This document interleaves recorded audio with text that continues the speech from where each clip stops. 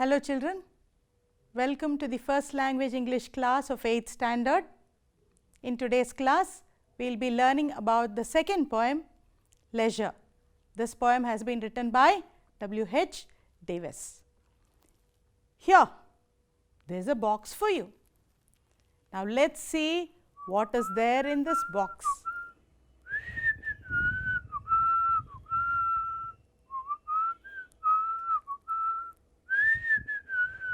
Yes, you see there is somebody reading, there is somebody playing music, someone is painting, yes, someone's gardening and someone's cycling, yes, and then there is rafting, wow, and somebody is also cooking. What do you think all these are? Yes, I have picked it up from my hobby treasure house. Now, let's think about these things. When do we do these activities? Do we do it when we are busy or do we do it in our free time? Yes, we do it in our leisure time or leisure time. Now, children, I want you to see that I have brought in two ways of pronouncing this particular word. The first one is pronounced as leisure. The second pronunciation says leisure. Now, both are right. The first one is the British way of pronouncing. The second one is the American way of pronouncing it. I will follow the first one. I will use the word leisure, right? Okay. Now, let us go to the poem. In this poem, Leisure, W.H. Davis brings out a very important aspect for us, which is applicable for all of us in today's life. Now, let us know about this poet before we go to the poem proper. W.H. Davis was born on 3rd July 1871. He was born in Newport, Wales. So, he is a Welsh poet. He belongs to the Georgian School of Literature and he spent most of his youthhood as a tramp. Some of his major works are The Soul's Destroyer and Other Poems, Song of Joy and Others, Foliage, The Bird of Paradise and Other Poems. The principal themes in most of his works are life's hardships, human condition as reflected in nature, his own tramping adventures he has brought out as themes, and he has also spoken about the various characters he has met in his life. He has got a few awards. He has primarily got an honorary doctorate from the University of Wales and he was also honoured with a plaque at the church house in Newport, Wales. He met his end. He died on the 26th of September 1940. Now, this particular poem that we are going to study in today's class, Leisure, is taken from the collection Songs of Joy and Others. Now, listen to the poem. Are you ready? Yes. Give your ear. Now, we are going to listen to the poem Leisure. Now, remember children, this poem is also meant for memorization. So, as you listen, please give your ear so that you will get the words clearly so that you will be able to pronounce it correctly too. Are you ready? Yes. Now, let us listen to the poem. What is this life if full of care? We have no time to stand and stare. No time to stand beneath the boughs and stare as long as sheep or cows. No time to see when woods we pass, where squirrels hide their nuts in grass. No time to see in broad daylight, streams full of stars like skies at night. No time to turn at beauty's glance and watch her feet, how they dance. No time to wait till her mouth can enrich that smile her eyes began. A poor life this, if full of care, we have no time to stand and stare. Did you like the reading of the poem, children? Yes. Now, let's guess the meaning of the new words that you have come across in this poem. Now, look at the first word that is coming up. What is the first word? Bow. So, here is a clue. Here is a clue for you. What should you do? See if you can find out the meaning. I'll also give you another clue because just this picture may not help you find the meaning of a new word. Okay, now see, I have jumbled the words of the meaning. Now see if you can frame a correct sentence. A branch, a large of tree. Okay, let's check the right answer. The correct meaning of the word bough is a large branch of a tree. Now let's see how to use this in the form of a sentence. The boughs of the apple tree were bent with fruits. Now let's go to the next word. Enrich. Here comes an image and also the word clues of the improved quality. Now what do you think is the right answer? Yes, the meaning of the word enrich is improve the quality of. Now let's check how to use this in a sentence. Students should use their time to enrich their skills. Let's move to the next word. Stare. What is this cat doing? Yes, it is staring. So what is the meaning now? Let's look at the clue. Great at look, something with concentration too. Could you get the meaning? Let's check it.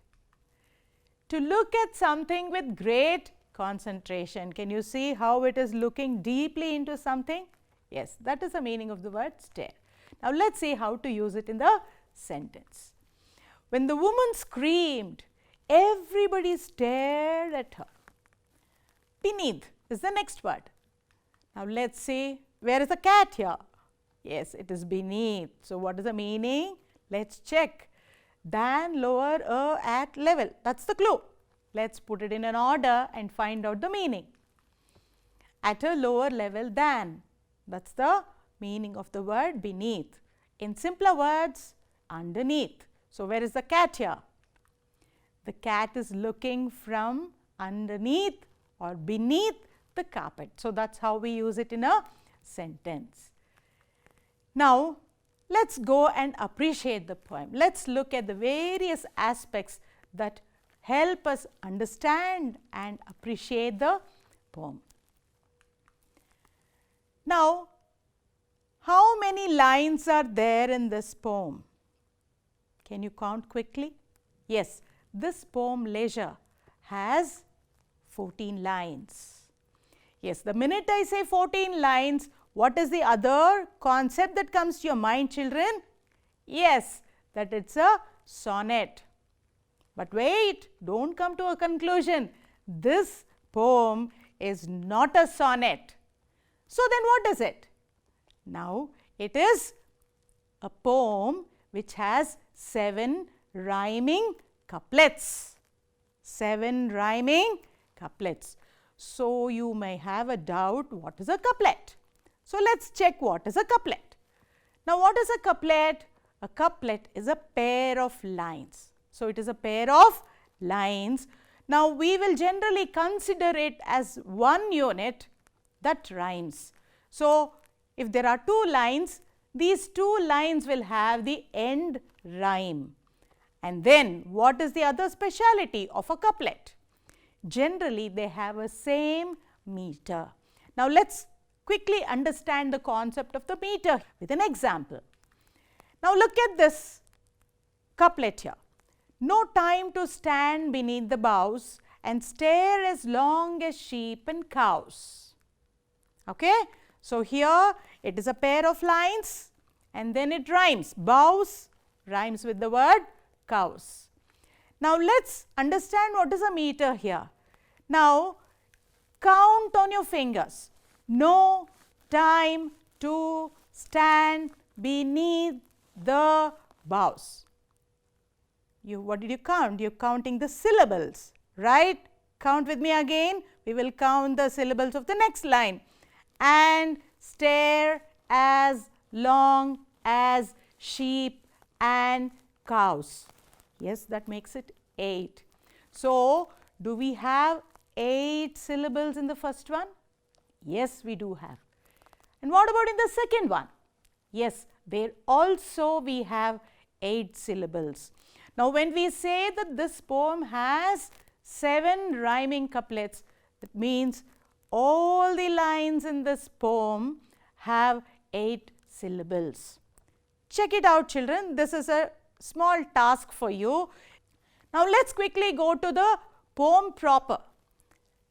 These are the first 2 lines of the poem, or this is the first couplet. What is this life if full of care? We have no time to stand and stare. Look at the question mark here. Do you see the question mark here? Yes. So, this tells us the poet is asking a question here. What is the question that the poet is asking? What is he asking? Yes. What is the question? The poet asks a simple question, but it is very profound to the readers.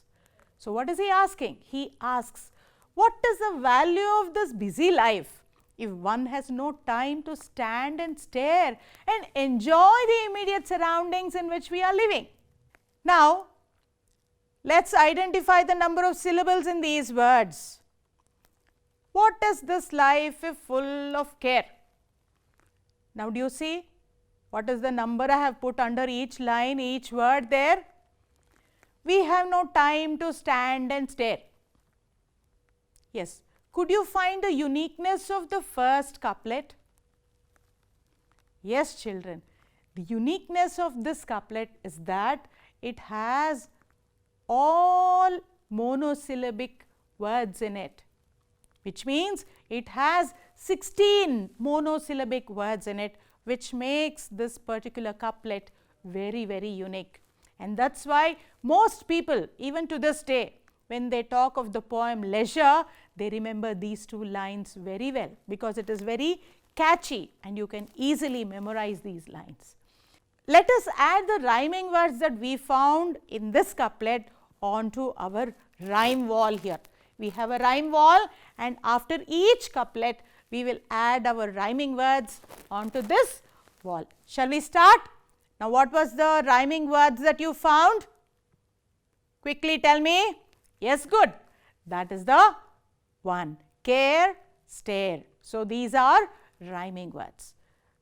Now, let's move to the next couplet. What does it read?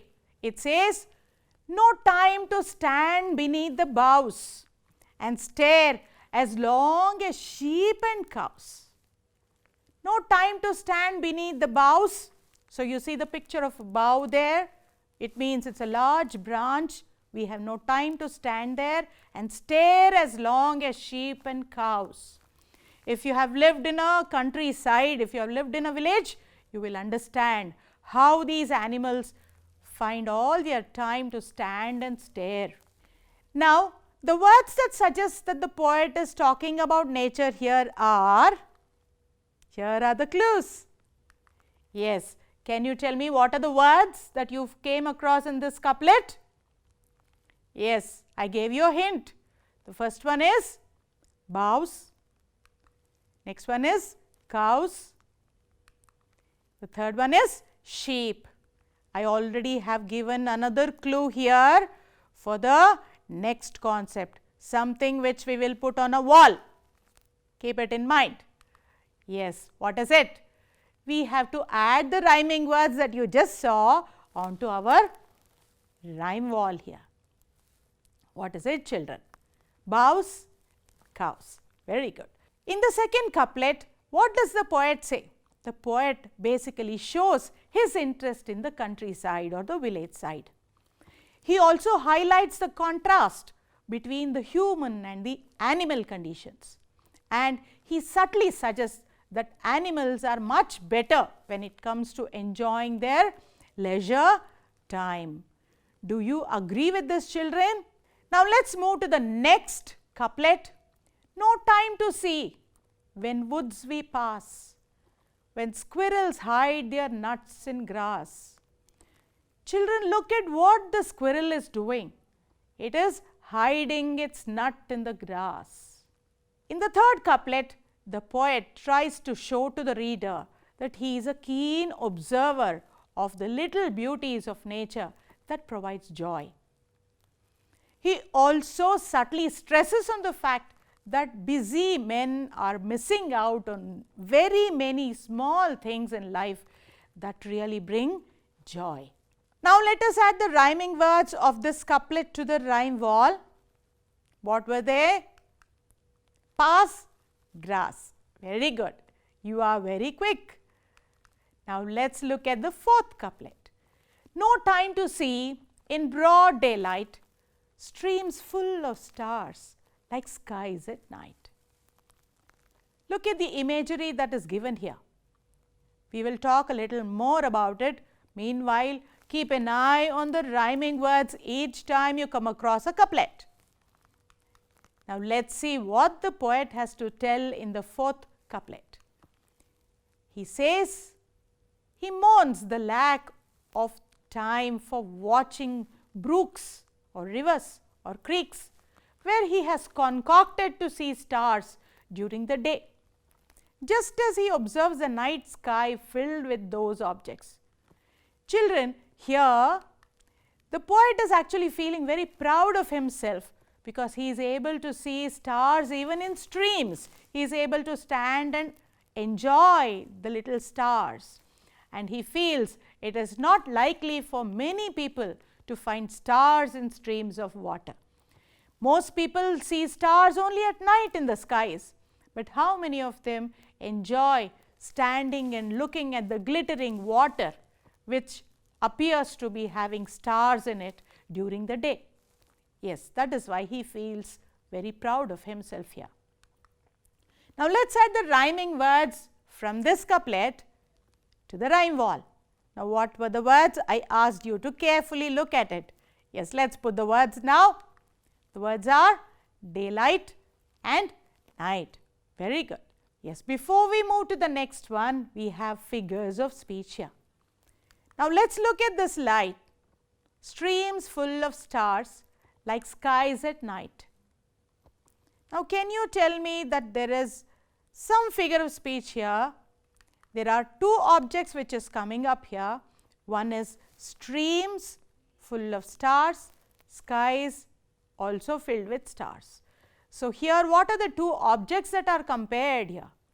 The stream is compared to the night sky. So both of them have something in common. What is it? Glittery, starry objects in them.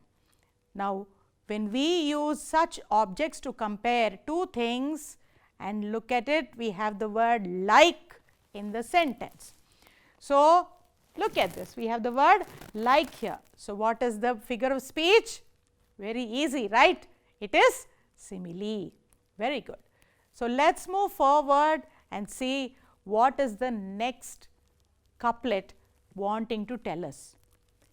No time to turn at beauty's glance and watch her feet how they dance. Children, I want you to enjoy this picture for a second. No time to turn at beauty's glance and watch her feet how they dance. Now watch her feet. Now can you see her feet here? Can you see?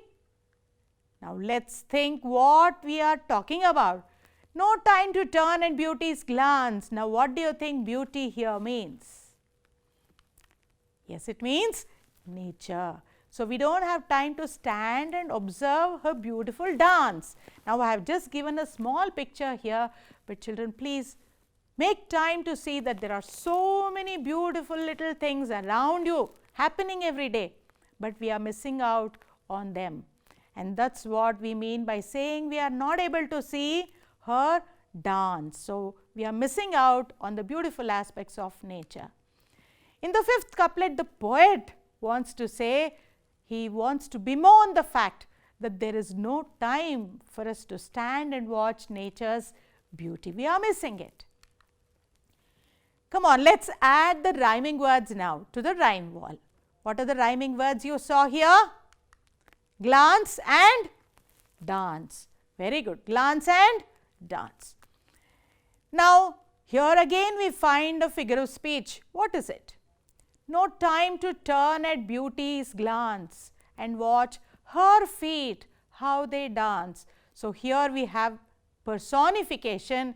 Nature is given the quality of the person. Here I have given the comparative aspect so that you can make out that the nature is compared to a woman here. Now, let's move to the next couplet.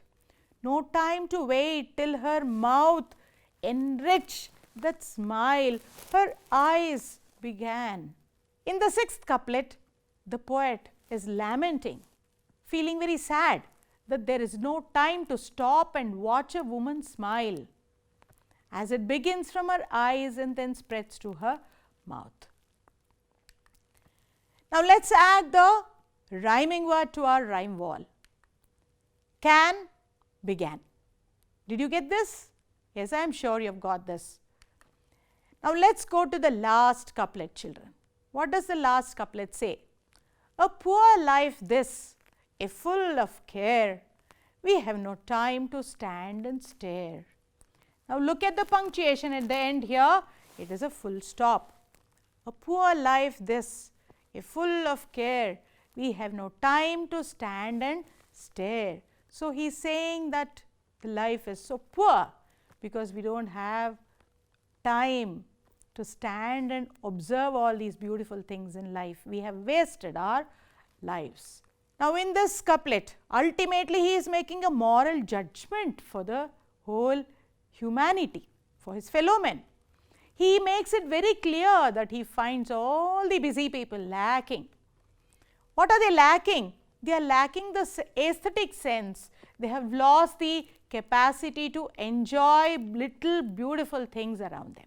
So, that is what he feels that we are all lacking. Now, look at this beautiful comparison of the first and the last couplets, children.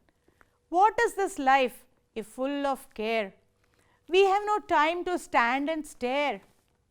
This is the first couplet. Now, what does the last couplet say? A poor life this, if full of care, we have no time to stand and stare. The question asked in the first couplet, what is he asking here? What is this life? Then he gets the answer in the last couplet, which he is actually giving us the answer also. He is saying it is a poor life if you are not able to stand and stare. If you are saying no time and you are not standing and staring, then you are actually wasting your time and your life is a really poor one and there is no use of your life. That is what the poet has to say. So, he is raising a question in the first couplet and he is himself giving the conclusion or the judgment to us in the last one. Now, let us add the rhyming words of this couplet to our rhyme wall. Are you ready? Yes, what does it say? Again, look at that. The first one and the last one have the same rhyming words. Now, let us quickly do an activity. Now, this activity has also been suggested in your textbooks, children. What should you do? You have to supply another rhyming word to all the rhyming words that are there on our rhyming wall now. Now, what are the words that are there in our rhyme wall? Let's see. Will you be able to give another rhyming word for all these? Very good. Do it and keep it ready.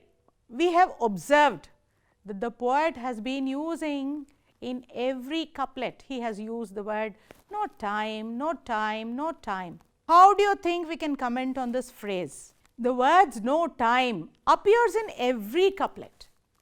It rings like a bell in this very carefully crafted poem that takes the reader through a series of occasions in which the excuse of no time prevents one from enjoying life to the full.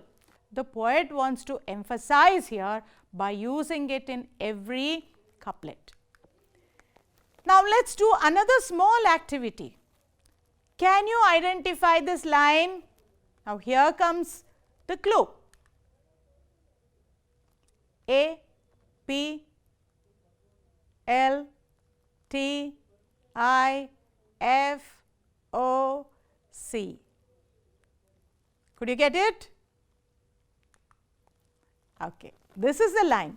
A poor life, this is full of care.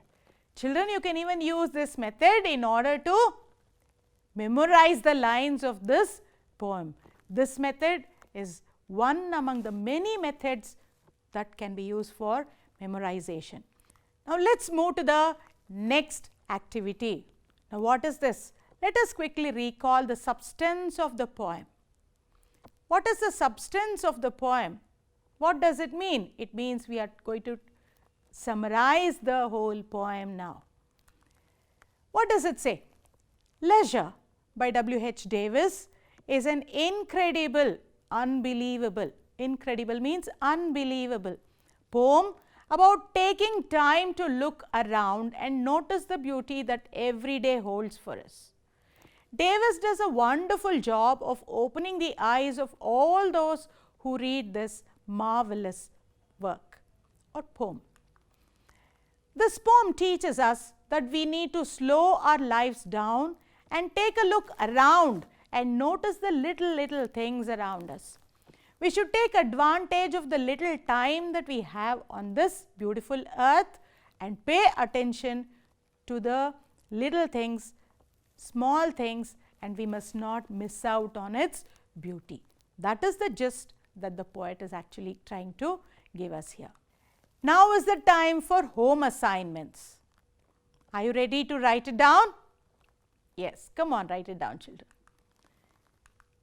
You have to complete these lines of the poem. What are they? What is this life? That's the first one. Second one is no time to wait. The third one is and watch her feet. Answer these questions. Quickly take it down. What do squirrels hide in grass? What are we missing in broad daylight? The next question is, how long do we stare? The fourth one is, what do beauty's feet do? What are the night skies compared to? What do you see in the garden? Could you write it down? Okay, these questions are also there in your textbook, children. So, don't worry if you are a little slow in writing.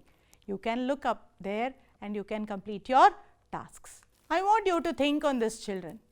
How is our life today very different from the life visualized in the poem? What can we do to manage our time so that we enjoy the pleasures, little beauties of life?